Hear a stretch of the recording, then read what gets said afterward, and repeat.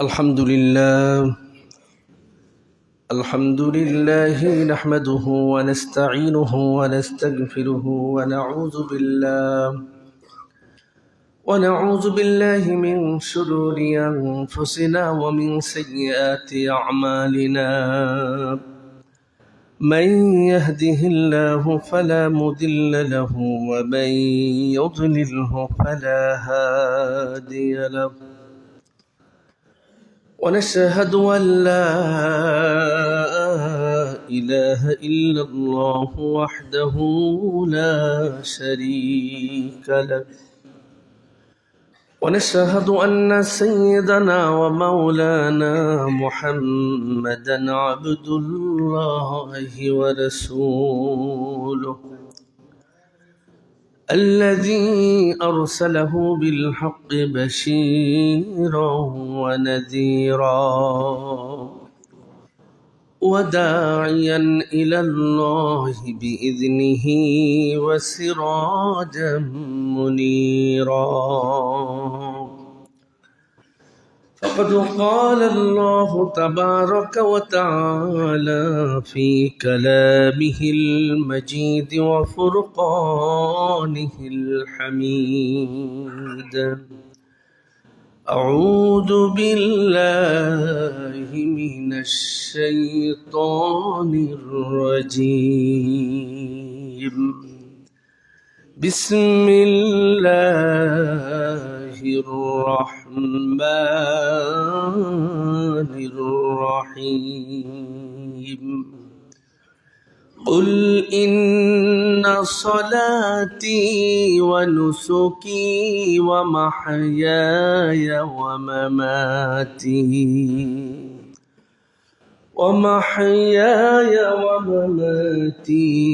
لله رب العالمين.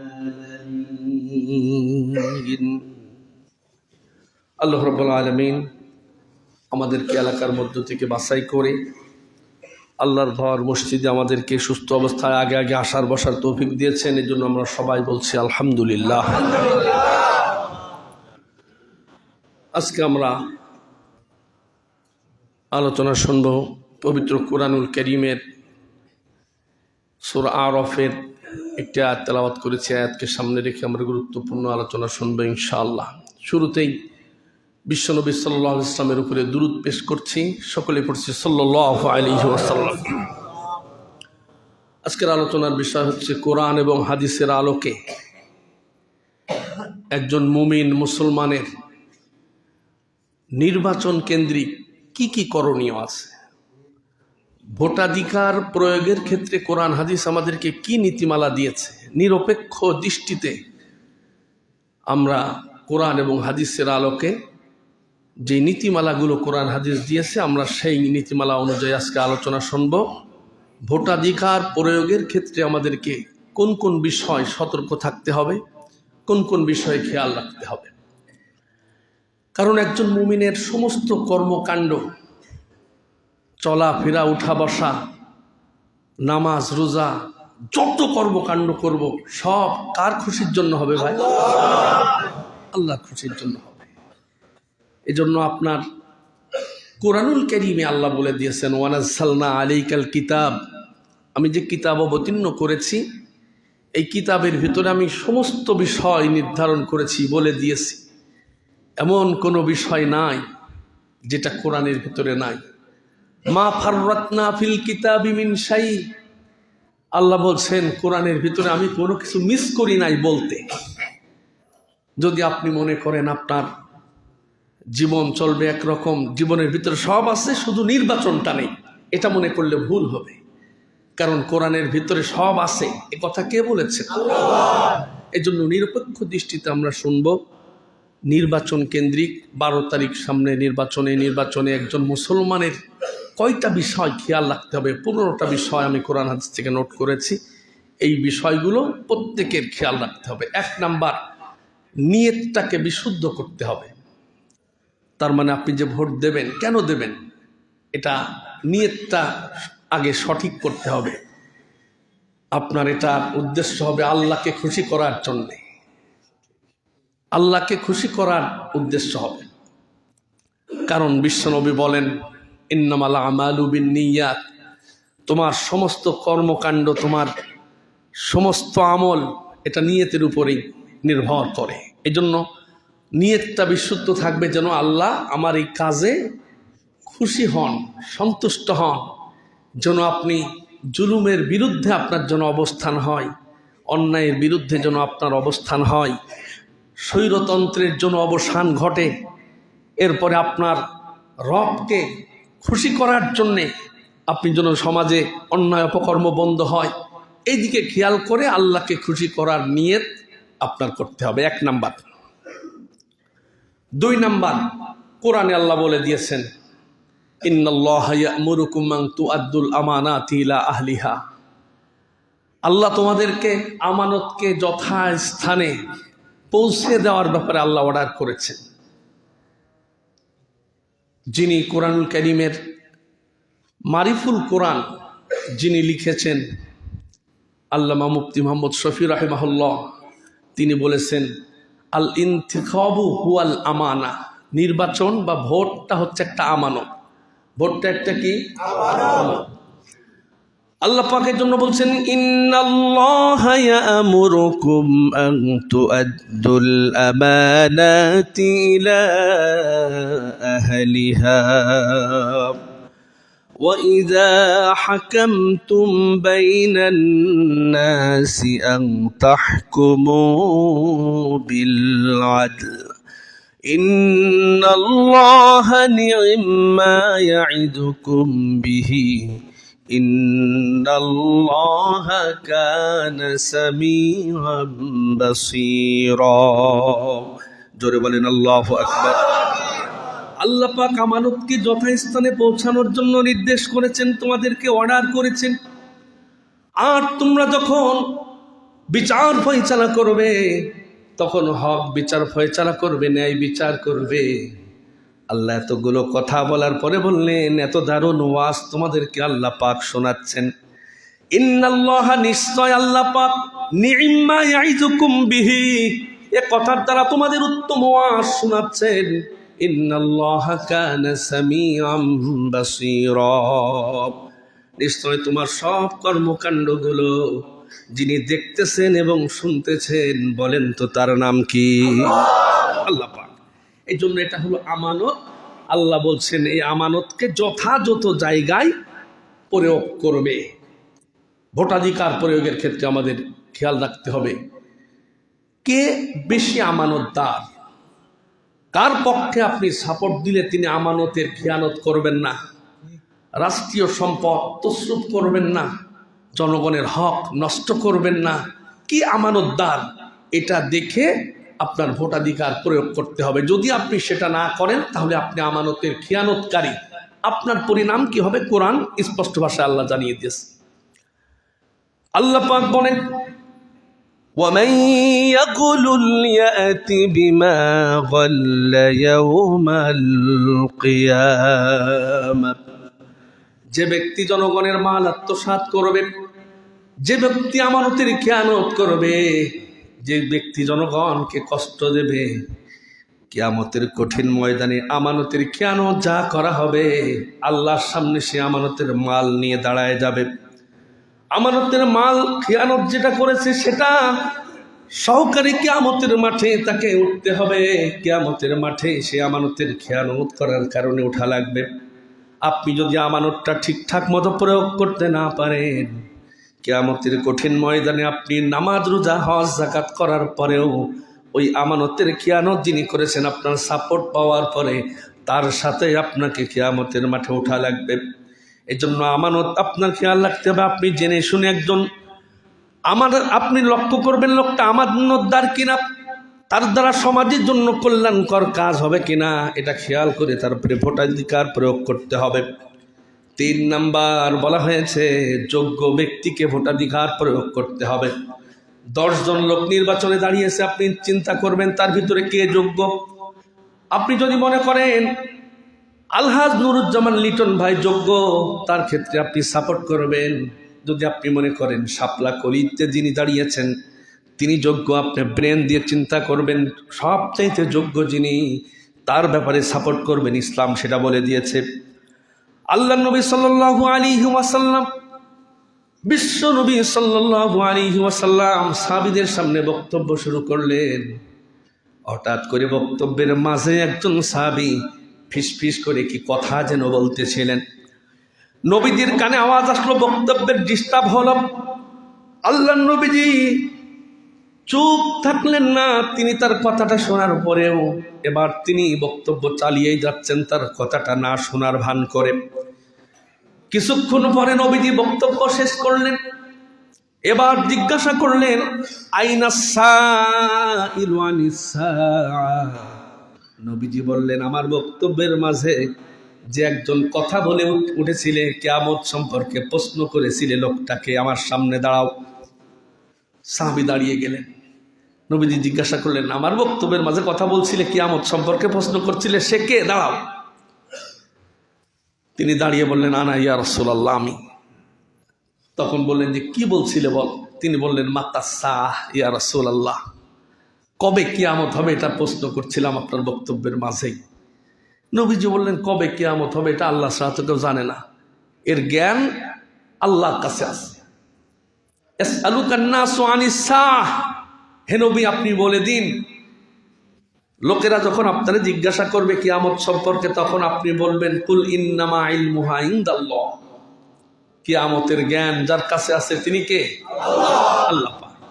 নবীজি বললেন যে কিয়ামতের জ্ঞান তো আল্লাহ জানেন, এটা তো আমি বলতে পারবো না। তখন তিনি জিজ্ঞাসা করলেন, তাহলে কিয়ামতের কিছু লক্ষণ, কিছু আলামত, কিছু চিহ্ন আমার একটু জানায় দেন। নবীজি তখন বললেন, দুইয়াতিল আমানাতু ফান্তাজিরিস সাআহ, ইজা দুইয়াতিল আমানা, যখন আমানতের খিয়ানত শুরু হয়ে যাবে, আমানত ঠিকঠাক থাকবে না, মানুষ শুধু আমানত খিয়ানত করবে, যখন দেখবে তখন বুঝবা যে কিয়ামত হতে আর বেশি দেরি নেই, পৃথিবী ধ্বংস হয়ে যাবে। কিয়ামত তখন হতে আর বেশি দেরি নাই, আমানতের যখন খিয়ানত হবে। সাহাবী আমানত সম্পর্কে আরেকটু জানার আগ্রহ তার জন্মেছে। তিনি বললেন, আরেকটু খুলে যদি বলতেন যে আমানতের আবার খিয়ানত কি করে হয় ইয়া রাসূলুল্লাহ, আমার জানতে বড় ইচ্ছা হয়, আমানতের আবার খিয়ানত সে কেমন? তখন নবীজি সাল্লাল্লাহু আলাইহি ওয়াসাল্লাম বললেন, ইজা উসসিদাল আমরু ইলা গায়রিহি ফান্তাজিরিস সাআহ, যখন অযোগ্যকে যোগ্যের চেয়ারে বসানো হয়, তখন আর বুঝবা যে পৃথিবী ধ্বংস হতে দেরি নেই, তখন পৃথিবী ধ্বংস হয়ে যাবে যখন অযোগ্যকে যোগ্য চেয়ারে বসানো হয়। খতিব যদি অযোগ্য হয়, এই খতিব অযোগ্য যদি এই চেয়ারে বসে, তাহলে বুঝতে হবে কিয়ামত দেরি নেই। মেম্বার যদি অযোগ্য হয়, সেই মেম্বার যদি জায়গা মতো যায়, বুঝতে হবে কিয়ামতের আর বেশি দেরি নাই। চেয়ারম্যান যদি অযোগ্য হয়, তাকে যদি যোগ্য চেয়ারে বসায় দেন, তাহলে নবীজির ভাষ্য অনুযায়ী বলা হয়েছে, বুঝতে হবে কিয়ামত বেশি দেরি নাই। ঠিক এইভাবে করে অযোগ্য একজন ডিসি সাহেব, যার যোগ্যতা নেই, টাকা পয়সা দিয়ে বা লবিং করে যে কোনো কায়দায় কারোর হেলোর মাধ্যমে টাকা পয়সা ঘুষ দিয়ে অযোগ্য যোগ্য চেয়ারে বসে গেছে, তখন বুঝবে কিয়ামত আর বেশি দেরি নাই। এরকম সিচুয়েশন সোনার বাংলাদেশে আছে না নেই? আমার ভাইয়েরা, নবীজির ভাষ্য অনুযায়ী তাহলে অযোগ্যকে যোগ্যের চেয়ারে বসাতে নবীজি নিষেধ করেছেন। যদি বসাও, বুঝবা পৃথিবী ধ্বংস হয়ে যাবে। এজন্য ইমানদারের দায়িত্ব হলো যোগ্যকে জায়গা মতো নিয়ে যাওয়া। এ কথা কি, এই বক্তব্যটা কি আমার বক্তব্য না নবীজির বক্তব্য? নবীজির। এখানে আমরা যারা আছি, এখনো 12 দিন পরে নির্বাচন, 12 দিন পর্যন্ত বেঁচে থাকবো, এই গ্যারান্টি কি আমরা কেউ দিতে পারি? নির্বাচনে যিনি দাঁড়িয়েছেন প্রার্থী, বক্তব্য দিতে দিতে মারা গেছেন, এই দৃশ্য সোনার বাংলাদেশে দেখা গেছে। এই জন্য মৃত্যুর কোনো গ্যারান্টি নাই। মরার পরে কবরের ভিতরে আপনার যেগুলো প্রশ্ন হবে, সব ধর্মকেন্দ্রিক, ইসলাম কেন্দ্রিক, যে তোর রবকে, তোর প্রতিটা মুহূর্ত রবের জন্য খরচ করেছিলি কিনা, তোর দিন কি, ইসলাম, ইসলামের বিধিবিধান মেনে তুমি জীবন পরিচালনা করেছো কিনা, তোমার নবীকে, নবীর আদর্শে তুমি চলেছো কিনা, তখন আপনার সব পড়ে থাকবে। বাড়ি গাড়ি জায়গা জমি স্ত্রী সন্তান সব পড়ে থাকবে। ওই জায়গার প্রশ্নের জবাব দিতে না পারলে আপনার কবরটা হবে জাহান্নামের টুকরা। ফাফরিশুহু মিনান নার, জাহান্নাম থেকে আগুনের বিছানা এনে তার কবরের ভিতরে বিছায়া দেওয়া হবে। ওয়ালবিসুহু মিনান নার, প্রশ্নের উত্তর ঠিকঠাক মতো কবরের ভিতরে দিতে না পারলে জোর করে গায়ের ভিতরে আগুনের পোশাক পরায় দেওয়া হবে। আফতাহু লাহু বাবান ইলান নার, বিশ্বনবী বলেন প্রশ্নের জবাব যদি ঠিকঠাক দিতে না পারো তাহলে আল্লাহ অর্ডার করবেন জাহান্নাম থেকে সরাসরি তার কবরের ভিতরে একটা দরজা খুলে দাও, একটা লাইনের মাধ্যমে জাহান্নামের আগুন তার কবরের ভিতরে যেন আগুন যেন পৌঁছাতে থাকে। বলি নাউজুবিল্লাহ। তাহলে আমাদের ইসলাম কি বলেছে, কোরআন কি বলেছে, হাদিস কি বলেছে, আমাদের সেদিকে খেয়াল রাখতে হবে। ভোটাধিকার প্রয়োগের ক্ষেত্রে আমাদের 4 নাম্বার করণীয় হলো সেরা মানুষকে নির্বাচন করতে হবে। এই ওয়াজ আপনাদের মরার আগ পর্যন্ত মনে রাখতে হবে, কারণ আপনাদের সব ধরনের নির্বাচন, মনে করেন যে বাড়ির ভিতরে এলাকার একটা আপনাদের সমিতি আছে, সেখানকার নির্বাচন, একটা ভ্রমণে গেছেন, কাকে নেতা বানাবেন, সেখানকার নির্বাচন, এরপরে আপনাদের যত সমিতি আছে, ট্রাক শ্রমিক ইউনিয়নের নির্বাচন, সব ধরনের নির্বাচনের ক্ষেত্রে একজন মুমিন মুসলমান এই নীতিমালাগুলো ফলো করবে। আমার ভাইয়েরা, 4 নাম্বার দেখতে হবে যারা আছে নির্বাচনের প্রার্থী তাদের ভিতরে সেরাকে তুলনা করতে হবে। আপনি ব্রেন দিয়ে, বিবেক দিয়ে যাকে সেরা মনে হবে আপনি এই যোগ্য এবং সেরা ব্যক্তিকে নির্বাচন করতে হবে। এখন আমরা যদি প্রশ্ন করি সেরাকে, যার টাকা পয়সা বেশি আছে সে সেরা, তাই তো না? ইসলামের দৃষ্টিতে যার চেহারা সুন্দর সে সেরা, তাই তো না? আমরা এখন কোরআনকে যদি প্রশ্ন করি, কোরআন তুমি বলো সেরাকে, তখন কোরআন কি বলতে পারবে না? এই বক্তব্যটা আল্লাহ পাক দিচ্ছেন কে সেরা, তোমরা কিসের ভিত্তিতে এটা নির্বাচন করবে দেখো, নির্ধারণ করবে দেখো। আল্লাহ পাক বলেন ইন্না আকরামাকুম ইনদাল্লাহি আতকাকুম, অবশ্যই অবশ্যই নিশ্চিতভাবে জেনে রেখে দাও, নিশ্চয় তোমাদের ভিতরে সবচাইতে সেরা মানুষ, সবচাইতে সম্মানিত মানুষ সেই লোক যে ব্যক্তি আল্লাহকে সবচাইতে বেশি ভয় করে জীবন পরিচালনা করে। যার ভিতরে আল্লাহর ভয় বেশি তাকে নির্বাচন করতে হবে, তাকে নির্ধারণ করতে হবে। আমার ভাইয়েরা, আল্লাহর দৃষ্টিতে সেরা হলো তিনি যিনি আল্লাহকে ভয় করে জীবন পরিচালনা করে। কারণ জান্নাত জাহান্নাম নির্ধারণ হবে তাকওয়ার ভিত্তিতে। আল্লাহ পাক বলেন তিলকাল জান্নাতুল্লাতী নুরিসু মিন ইবাদিনা মান কানা তাকিয়া। আল্লাহ পাক বলেন আমি জান্নাতে তাদের জন্য রেডি করে রেখেছি, প্রস্তুত করে রেখেছি তাদের জন্য, তারাই জান্নাতের উত্তরাধিকার হবে যারা আল্লাহকে ভয় করে তাদের জীবনটাকে পরিচালনা করে। আল্লাহ পাক আবার বললেন সুম্মা নুনাজ্জিল্লাযীনা তাকাউ ওয়া নাযারুজ যালিমিনা ফিহা জিসিয়া। কিয়ামতের ময়দানে পৃথিবীর শুরু থেকে শেষ পর্যন্ত কোটি কোটি কোটি কোটি মানুষ দাঁড়িয়ে থাকবে।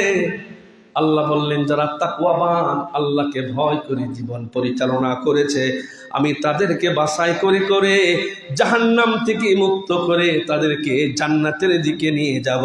একটু জোরে বলা যাবে কি সুবহানাল্লাহ? এজন্য জান্নাতে বাছাই করে করে যাদের নিয়ে যাওয়া হবে তারা হলো তাকওয়াবান। আর সেরা মানুষ নির্বাচন করতে হবে তাকওয়াবান মানুষ দেখে। আর তাকওয়াবান মানুষ যারা, তারা দুর্নীতি করতে পারে না, অপরাধ করতে পারে না, অপকর্ম করতে পারে না, জনগণের হক নষ্ট করতে পারে না।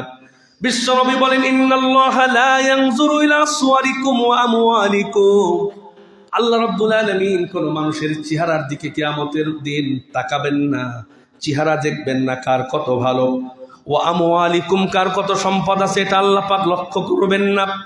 ওয়ালাকিন ইয়ানজুরু ইলা কুলুবিকুম ওয়া আমালিকুম, আল্লাহ পাক লক্ষ্য করবেন কার আমল কত ভালো, কার দিলটা কেমন ভালো, কার অন্তরটা কত ভালো, কার আমল কত ভালো, এটা আল্লাহ পাক লক্ষ্য করবেন। এজন্য আল্লাহ পাক বলেন, আল্লাযী খালাকাল মাউতা ওয়াল হায়াতা লিয়াবলুয়াকুম আইয়ুকুম আহসানু আমালা ওয়া হুয়াল আজিজুল গফুর। যিনি মৃত্যু সৃষ্টি করেছেন, যিনি জন্ম সৃষ্টি করেছেন, অর্থাৎ জন্ম এবং মৃত্যু যিনি দিয়েছেন, তিনি পরীক্ষা করতে চান কে জন্ম পাওয়ার পরে মৃত্যুর আগ পর্যন্ত কে কত ভালো নেক আমল করতে পেরেছে, কার আমলটা কত উত্তম, এটা পরীক্ষা করার জন্য আল্লাহ পাক তোমাদের জন্ম এবং মৃত্যুর সিস্টেম করেছেন। একটু জোরে বলা যাবে কি সুবহানাল্লাহ। 5 নাম্বার, ভোটাধিকার প্রয়োগের ক্ষেত্রে আপনাকে দেখতে হবে আপনার এই ভোটাধিকারের ফলে ভালো কাজের সহযোগিতা হচ্ছে নাকি খারাপ কাজের সহযোগিতা হচ্ছে। আপনাকে এটা খেয়াল করতে হবে, কারে সাপোর্ট করলে ভালো কাজ বেশি হবে আর কারে সাপোর্ট করলে খারাপ কাজ বেশি হবে, আপনার ব্রেন দিয়ে সেটা আপনার চিন্তা করতে হবে। এ ব্যাপারে আল্লাহ পাক কোরআনে আয়াত নাযিল করেছেন, ওয়াতাআওয়ানু আলাল বিররি ওয়াত তাকওয়া ওয়ালা তাআওয়ানু আলাল ইসমি ওয়াল উদওয়ান ওয়াত্তাকুল্লাহা ইন্নাল্লাহা শাদীদুল ইকাব। আল্লাহ বললেন ভালো কাজ করতে পারে এমন জায়গায় সহযোগিতা করো, নেকের কাজে সহযোগিতা করো, ভালো কাজ হবে যেই জায়গা সেই জায়গায় তোমরা সহযোগিতা করো, কারণ তোমাদেরকে সৃষ্টি করা হয়েছে ভালো কাজ করার জন্যে। কুনতুম খায়রা উম্মাতিন উখরিজাত লিন-নাসি তা'মুরুনা বিল মা'রুফি ওয়া তানহাউনা 'আনিল মুনকার। তোমরাই উত্তম জাতি, তোমাদেরকে সৃষ্টি করা হয়েছে, তোমাদেরকে বের করা হয়েছে এই জন্যে যে তোমাদের দ্বারা শুধু মানব কল্যাণ হবে, তোমরা মানুষের কল্যাণের কাজে আসবে, তোমরা ভালো ভালো কাজ করবে, তোমাদের বের করাই হয়েছে তোমরা ভালো কাজের আদেশ প্রদান করবে আর তোমরা খারাপ কাজের নিষেধ করবে। তাহলে খেয়াল রাখতে হবে কারে সাপোর্ট করলে তার দ্বারা ভালো কাজ হবে, সমাজ সেবা হবে, জনগণের উন্নয়ন হবে, এই দিকে আপনাদের খেয়াল রাখতে হবে। আপনার ব্রেন যেটা সাপোর্ট করে আপনি সেখানে সাপোর্ট করবেন। আমি কোনো দলের প্রতি কিন্তু ইন্ডিকেট করছি না, আপনার ব্রেন যাকে মনে হবে যে এর দ্বারা ভালো কাজ হবে আপনি তাকে সাপোর্ট দেবেন। ইসলাম সেটা বলে দিয়েছে যার দ্বারা ভালো কাজ হবে। 6 নাম্বার দেখতে হবে লোকটা জনকল্যাণে নিবেদিত কিনা। ভোটাধিকার প্রয়োগের ক্ষেত্রে লোকটা কি জনকল্যাণের কাজ করার ক্ষেত্রে তিনি নিবেদিত প্রাণ কিনা এটা আপনারে দেখতে হবে, কারণ আপনার সিদ্ধান্ত হেরফের যেন না হয়। কোরআন বলে দিয়েছে সূরা নিসা 85 নম্বর আয়াতে, মাইয়াশফা শাফাআতান হাসানাতান ইয়াকুল লাহু নাসিবুম মিনহা ওয়া মাইয়াশফা শাফাআতান সাইয়্যাতান ইয়াকুল লাহু কিফলুম মিনহা।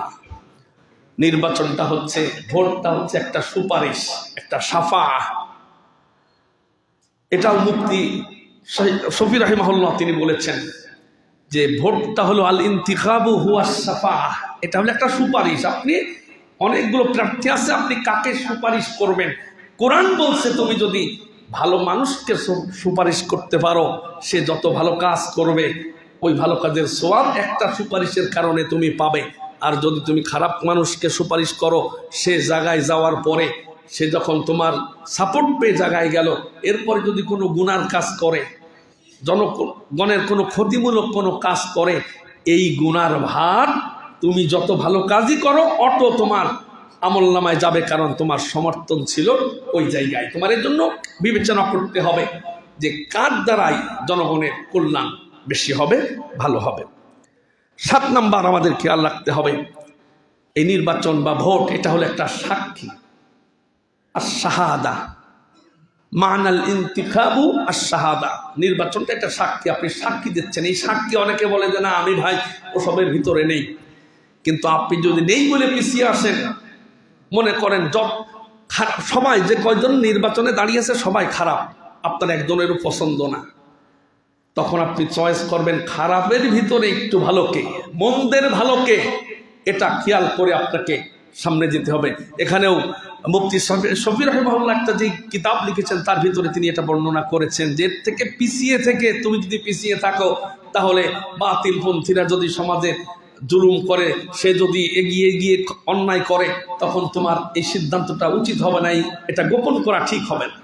তিনি দলিল এনেছেন, আল্লাহর কোরআনকে দারুণ করে জানাই দিয়েছে, ওয়ালা তাকতুমুশ শাহাদাতু ওয়া মান ইয়াকতুমহা ফাইন্নাহু আসিমুন কলবুহু।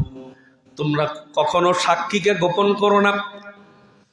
যে ব্যক্তি সাক্ষীকে গোপন করে, অর্থাৎ সমর্থন করা থেকে যে ব্যক্তি গোপন করবে, আল্লাহ বলছেন তার অন্তরটা পাপ দ্বারা কলুষিত হয়ে যায়, অন্তরটা পাপে পরিপূর্ণ হয়ে যায়। বিশ্ব নবী বলেন, মান কাতামা শাহাদাতান, যে ব্যক্তি সাক্ষ্য গোপন করবে, ইজা দুইয়া ইলাইহা, যখন তাকে আহ্বান করা হচ্ছে যে কোনো একজনের পক্ষে সাক্ষী দাও, তখন যে ব্যক্তি সাক্ষীকে গোপন করবে, বিশ্ব নবী বললেন কামান ফাহুয়া কামান শাহিদা বিজুর, সে ব্যক্তি যেন মিথ্যা সাক্ষী দিলে যে এই গুনাহ হয়, এই মিথ্যা সাক্ষী দেওয়ার গুনাহ তার আমলনামায় লেখা হবে। একটু জোরে বলা যাবে কি নাউজুবিল্লাহ। তাহলে অপাত্রে সাপোর্ট করা, অপাত্রে ভোট দেওয়া মানে এটা হচ্ছে মিথ্যা সাক্ষী দেওয়া। এ ব্যাপারে আল্লাহ পাক বলেন, ওয়াল্লাযীনা লা ইয়াশহাদুনা আস-সূরা ওয়া ইযা মাররু বিল-লাগwi মাররু কিরামা। আল্লাহ বললেন, খবরদার খবরদার মিথ্যা সাক্ষী দেবে না, মিথ্যা সাক্ষী তোমরা দেবে না। আর যখন কোথাও কোনো অশ্লীল আজে বাজে কথা হবে, তার পাশ দিয়ে যখন যাবে তখন সালাম জানিয়ে পাশ কাটে তোমরা সম্মান নিয়ে সেখান থেকে সরে পড়বে। এই জন্য অযোগ্যের অপাত্রে সমর্থন করা মানে মিথ্যা সাক্ষী দেওয়া। এমনকি নবীজি বলেছেন, মিথ্যা সাক্ষী যারা দিল এটার তুলনা বিশ্ব নবী করেছেন শিরিকের সাথে। ওদিলাত শাহাদাতি জুর, মিথ্যা সাক্ষী দেওয়া হলো তার সমতুল্য বিশিরকি বিল্লাহ, আল্লাহর সাথে শিরিক করার সমান মিথ্যা সাক্ষী দেওয়া। বিশ্ব নবী এই কথাটা 3 বার বললেন, মিথ্যা সাক্ষী দিও না, মিথ্যা সাক্ষীটা হলো আল্লাহ শিরকের সমান, 3 বার বললেন। এরপরে নবীজি একটা আয়াত তেলাওয়াত করলেন, সে আয়াতটা হাদিসে এসেছে এইভাবে, ফাজতানিবুর রিজসা মিনাল আওসানি ওয়াজতানিবু কাওলাস সুর। তোমরা মিথ্যা কথা থেকে, মিথ্যা কাজ থেকে, মিথ্যা সাক্ষী থেকে বিরত থাকো। আল্লাহ অর্ডার করেছেন। কে অর্ডার করেছেন? আল্লাহ অর্ডার করেছেন। এরপর ইমাম যাহাবী রাহিমাহুল্লাহ বলেছেন, অযোগ্যকে সমর্থন দেওয়া, তুলনামূলকভাবে যিনি অযোগ্য তাকে যদি সমর্থন দেন তাহলে যোগ্যের উপরে জুলুম করা হলো, যারে আপনি মাহরুম করলেন। অথচ যিনি যোগ্য ছিলেন তাকে যদি সরায় দিয়ে আপনি অযোগ্যকে যদি সাপোর্ট করেন, তিনি বলেছেন এটা এক প্রকার জুলুম। কারণ জুলুমের সংজ্ঞায় বলা হয়েছে ওয়াদউস শাইই ইলা গায়রি মাহাল্লিহি, যার যেখানে থাকার কথা সেখানে যদি না রাখে, অন্য সরায় দিয়ে সেখানে আরেকজন রাখা হয়, আরেকটা জিনিস রাখা হয়, এটার নাম হলো জুলুম। এই জুলুম যাকে পাওয়ার দরকার ছিল তার উপরে জুলুম করা হলো। এই জন্য তিনি বলেছেন এটা এক প্রকার জুলুম। আর জুলুম করলে কি হবে? অসংখ্য আয়াত রয়েছে। আমরা পয়েন্টগুলো আজকে শেষ করব। 15টা বিষয়ের দিকে আমাদের খেয়াল রাখতে হবে। আমরা শুনতেছি হচ্ছে 7 নাম্বার, বাকিগুলো সংক্ষেপে আমরা শুনবো ইনশাআল্লাহ। জুলুম যদি হয়ে যায় তার পরিণাম কি হবে? কোরআনের পাতায় পাতায় রয়েছে। আল্লাহ পাক বলছেন, ওয়ালা তারকানু ইলাল্লাযিনা যালামু ফাতামাসসাকুমুন নার, জুলুম যেদিকে আছে সেদিকে ঝুঁকে যেও না, তাহলে জাহান্নামের আগুন তোমাদেরকে স্পর্শ করবে। আল্লাহ পাক আবার বলছেন, যে জালেম, যে জুলুম করবে সে ব্যক্তির মৃত্যুর সময় ইয়াদরিবুনা উজুহাহুম ওয়া আদবারহুম, পিঠে এবং এই চোয়ালে তাদের ফেরেশতারা শুধু পিটাবে আর বলবে জানটা নিজে বের করে দে, আখরিজু আনফুসাকুম, তো জানটা বের কর। কেউ জান বের করে দিতে চাবে না, পিটাবে আর ফেরেশতারা চাপ দিয়ে দিয়ে তার জানটা বের করবে, কোরআন বলে দিয়েছে। এবং তখন বলা হবে আলিয়াউমা তুজসাউনা আযাবাল হুন, আজকে থেকে তোর আযাব শুরু হয়ে গেল। জালেমের ব্যাপারে আল্লাহ পাকে ঘোষণা করবেন। আমার ভাইয়েরা, 8 নাম্বার আমাদের খেয়াল রাখতে হবে, মিথ্যা তথ্য, অপপ্রচার, এগুলো ছড়ানো যাবে না। মিথ্যা প্রচার, অপপ্রচার, মিথ্যা তত্ত্ব প্রচার সোনার বাংলাদেশে আছে না নেই? নির্বাচনের সময় বোধহয় একটু কম, তাই তো? মিথ্যা তথ্য, মিথ্যা অপপ্রচার, এটা যে কত মারাত্মক, যে আপনার জনম শত্রু তার বিরুদ্ধেও মিথ্যা প্রচার করা যাবে না।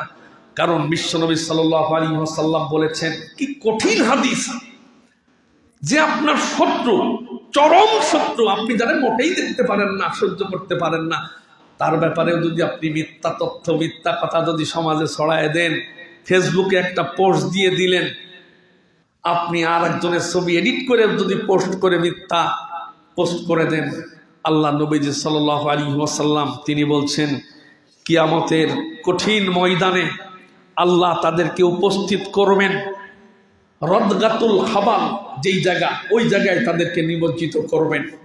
হাদিসে এসেছে রদগাতুল খাবাল হলো জাহান্নামীদের শরীর থেকে যে পুজ, রক্ত, দুর্গন্ধ বিষাক্ত পুজ, রক্ত বের হবে, এবং পাছা দিয়ে, পায়খানার রাস্তা দিয়ে যে হড়হড় করে নাড়ি ভুড়িগুলো গলে বিগলিত হয়ে বের হবে গরম পানি মাথায় ঢালার কারণে, এই সব এক জায়গা হয়ে যে জায়গা জমা হবে, ওই জায়গাটার নাম হলো রদগাতুল খাবাল। নবীজি বলেছেন, মিথ্যা যারা প্রচার করে, মিথ্যা যারা পোস্ট দেয়, এদেরকে ওই জায়গায় নিয়ে আটকিয়ে রাখা হবে, আর বলা হবে, তুমি যে কথা বলেছিলে সেই কথা তো মিথ্যা ছিল, এখন তোমার কথার পিছনে দলিল দাও, প্রমাণ দাও। যতদিন তুমি প্রমাণ দিতে না পারবে ততদিন তোমাকে এই পুজ রক্তের ভিতরে থাকতে হবে, এখান থেকে তোমার বের হওয়ার কোনো সুযোগ নেই। জোরে কন্যা নাউজুবিল্লাহ। এই জন্য মিথ্যা পোস্ট দেওয়া, মিথ্যা অপপ্রচার করা, এর থেকে বাঁচার দরকার আমাদের আছে না নেই? আল্লাহ পাক বলেন, ইন্নাল্লাহা লা ইয়াহদি মান হুয়া মুসরিফুন কাযযাব। যারা সীমা লঙ্ঘন করে, যারা মিথ্যা কথা বলে, মিথ্যা তত্ত্ব প্রকাশ করে, প্রচার করে, আল্লাহ পাক কোনোদিন তাদেরকে সঠিক পথ প্রদর্শন করেন না, তারা সঠিক পথে থাকতে পারে না। বিশ্বনবী বলেন, ইয়াকুম ওয়াল কিযব, তোমরা মিথ্যা থেকে বেঁচে থাকো, যেখানে মিথ্যা আছে তোমরা সেখানে থাকবে না। ফাইনাল কিযবা ইয়াহদি ইলাল ফুজুর, যে ব্যক্তি মিথ্যা বলে সে এই মিথ্যায় তাকে গুনার দিকে টেনে নিয়ে যায়। একটা মিথ্যা বললে সেই মিথ্যা ঢাকার জন্য অসংখ্য মিথ্যা বলা লাগে। এজন্য নবীজি বললেন, মিথ্যা থেকে দূরে থাকবে, কারণ মিথ্যা তোমাদেরকে পাপের দিকে নিয়ে যায়। আর ওয়াল ফুজুরু ইয়াহদি ইলান নার, আর পাপ তোমাদেরকে টানতে টানতে জাহান্নামের দিকে নিয়ে যায়। জোরে কন্যা নাউজুবিল্লাহ। এজন্য মিথ্যা তথ্য, অপপ্রচার, এর থেকে সাবধান হতে হবে, কারণ মরার পরে আপনার রদগাতুল খাবালে আপনাকে চুবানো হবে, যেখানে দুর্গন্ধ বিষাক্ত পুজ রক্ত থাকবে। সাবধান হতে হবে। স্বার্থের কারণে, দুনিয়ার কিছু স্বার্থের কারণে কেউ মিথ্যা পোস্ট দেবেন না, সে যেই হোক। সঠিকটা যদি হয়, আপনি তথ্য যাচাই বাছাই করে সঠিক বলে আপনি প্রচার করতে পারেন, অসুবিধা নেই, কিন্তু মিথ্যা প্রচার এটা করা যাবে না। এরপরে 9 নাম্বার খুব গুরুত্বপূর্ণ, সেটা হলো অর্থের বিনিময়ে ভোটাধিকার প্রয়োগ করা যাবে না। সোনার বাংলাদেশে এই রসম, এই নীতি আছে না নেই? আমার ভাইয়ের এই ব্যাপারে কোরআন কারীমের বক্তব্য স্পষ্ট। আমি কি বলবো ভাই? আল্লাহ পাক বলেন, ইয়া আইয়ুহাল্লাযীনা আমানু লা তাকুলু আমওয়ালাকুম বাইনাকুম বিল বাতিলি ওয়া তুদলু বিহা ইলাল হুক্কাম। যেরকম আল্লাহু আকবার। আল্লাহ বললেন, অতুদলু বিহা ইলাল হুক্কাম, তোমরা অন্যায়ভাবে অন্যের থেকে পয়সা গ্রহণ করে নীতি পরিবর্তন করো না। কে বলছেন? তাহলে আপনি যদি টাকার বিনিময়ে আপনার নীতিকে নষ্ট করে দেন, আপনি ঘুষ গ্রহণ করলেন, আপনি সঠিক পথ, আপনি আমানতের খেয়ানত করলেন। এমনকি নবীজি বলেছেন, এই ঘুষ গ্রহণ যে করলো আর যে দিল, আর রশি ওয়াল মুরতাশি কিলাহুমা ফিন্নার, এই ফতোয়া যিনি দিয়েছেন তিনি কে? আল্লাহর নবীজি। নবীজি বলেছেন, যে ঘুষ দিল আর যে নিল উভয়েই জাহান্নামে যাবে। আল্লাহ নবীজি স্পষ্ট বলেছেন। এই জন্য সাবধান, খবরদার। নির্বাচন কেন্দ্রিক আপনারে তো ওই 10 বছরে কেউ দিল না, যদি আপনার 10 বছর ধরে কেউ দেয়, এখন যদি দেয় তাহলে বুঝবেন যে না, এটা ঘুষ না, আপনাকে সহযোগিতা সারা জীবন করেছে, এখন করছে। কিন্তু এতদিন আপনার দেয়নি, কিন্তু আপনার দেওয়ার উদ্দেশ্য হচ্ছে একটা ভোট পাওয়া, তখন এই অন্যায় গ্রহণ করলে এটা ঘুষ হয়ে যাবে, এটা অপরাধ হয়ে যাবে। এরপরে আপনাকে খেয়াল রাখতে হবে 10 নাম্বার, যারা ভোটাধিকার প্রয়োগের ক্ষেত্রে আপনাকে খেয়াল রাখতে হবে তিনি কোমল হৃদয়ের কিনা, নরম হৃদয়ের কিনা। কারণ নবীজি সাল্লাল্লাহু আলাইহি ওয়াসাল্লাম তিনি কোমল হৃদয়ের নেতা ছিলেন, তার আদর্শে যত নেতা ছিলেন কোমল হৃদয়ের। কোমল হৃদয় না হলে সে নেতা হতে পারবে না, সেটাও কোরআনের নির্দেশ। আল্লাহ পাক বলেন, ফাবিমা রাহমাতিন মিনাল্লাহি লিনতা লাহুম ওয়ালাউ কুনতা ফাজ্জান গালিযাল কলবি লানফাদ্দু মিন হাওলিক। হে নবী, আপনার হৃদয়ের ভিতরে দয়া আছে, মায়া আছে, আপনি কোমল হৃদয়ের মানুষ, এই জন্য আপনার আশপাশে গরিব সাহাবারা সব সময় ভিড় করে। নবীজি নামাজ পড়ে যখন বসেছেন, অন্যান্য গরিব সাহাবারা হুড় হুড় করে মধুর মাছির মতো, মৌমাছির মতো নবীজিকে চারপাশে ঘিরে ঘিরে তারা বসে থেকেছেন। আল্লাহ পাক বলছেন, আপনি যদি একটু কঠোর হতেন, আপনি যদি কঠোর হৃদয়ের হতেন, লাংফাদ্দু মিন হাওলি, লক্ষ্য করে দেখতেন আপনার আশপাশের যেই গরিব সাহাবীগুলো আছে ওরা আস্তে আস্তে সরে যাচ্ছে। তার মানে নেতা হওয়ার বৈশিষ্ট্য হলো কোমল হৃদয়ের হওয়া, নরম হৃদয়ের হওয়া। আমার ভাইয়েরা, এরপরে 11 নম্বর লক্ষ্য করতে হবে, খেয়াল করতে হবে লোকটা দিনদার কিনা, পরহেজগার কিনা, লোকটার দিনদারিতা আছে কিনা। কারণ আল্লাহ পাক বলেন, ওয়ামান ইয়াবতাগি গায়রাল ইসলামি দীনান ফালাই ইউকবালা মিনহু ওয়া হুয়া ফিল আখিরাতি মিনাল খাসিরিন। ইসলামকে বাদ দিয়া অন্য কোন মতাদর্শ প্রতিষ্ঠার জন্য যদি তুমি কাজ করো, ইসলাম বাদে যা কিছু জীবনে তুমি করবে, ইসলাম বাদ দিয়ে যা করবে একটা বিষয় আল্লাহর কাছে গ্রহণযোগ্য হবে না। আখিরাতের ময়দানে, আদালতে আখিরাতে তুমি ক্ষতিগ্রস্ত হয়ে যাবে, তুমি মহা বিপদের ভিতরে পড়ে যাবে। এজন্য দিনদার কিনা দেখতে হবে। 12 নাম্বার, জাল ভোট দেওয়া থেকে বিরত থাকতে হবে। জাল ভোটের সিস্টেম সোনার বাংলাদেশে আছে না নেই? মুরব্বী মরে গেছে 12 বছর আগে, তার ভোটটাও এর আগে দেওয়া হয়ে গেছে। সুবহানাল্লাহ। জাল ভোট দিয়া হালাল না হারাম? খবরদার, এই অপরাধ, এই অপকর্ম, এই অন্যায়, এত বড় কবিরা গুনাহ, খবরদার করা যাবে না, রিস্ক নেবেন না। অনেকে টাকা পয়সার বিনিময়ে এই জাল ভোটের দিকে এগিয়ে যায়। এই অন্যায়, অপরাধ, এই অপকর্ম করা যাবে না। মুমিন মুসলমান হিসেবে অপরাধ, এই হারাম কাজ করা যাবে না। অসংখ্য আয়াত ছিল, আমি সেদিকে যাচ্ছি না। সংক্ষেপে 15টা পয়েন্ট আমরা শেষ করবো ইনশাল্লাহ। 13 নাম্বার, কেন্দ্র দখল করা। এই সিস্টেমও সোনার বাংলাদেশে আছে না নেই? কেন্দ্র দখল করা কি সুন্নাত না ওয়াজিব? যদি কেউ চিন্তা চেতনা করে এই হারাম কাজে, অবৈধ কাজ, অন্যায় অপকর্ম করে, এটাকে প্রতিহত করা, মানে দখলও করা যাবে না, করতেও দেওয়া যাবে না, এটা হলো মুমিনের দাবি, ইমানের দাবি। কথা বলেন ঠিক কিনা? এই জন্য আমাদের খেয়াল রাখতে হবে যেন অন্যের হক নষ্ট না হয়।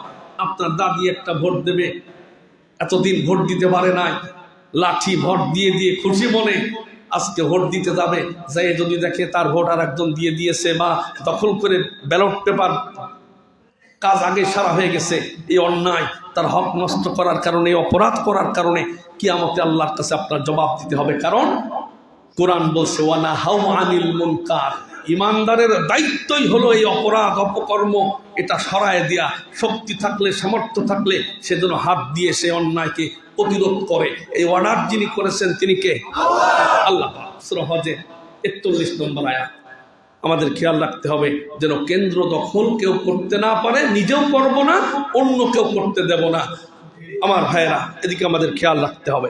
এরপরে 14 নম্বর খেয়াল রাখতে হবে, যারা প্রার্থী আছে তাদের ভিতরে কথা অনুযায়ী কাজ করে কিনা।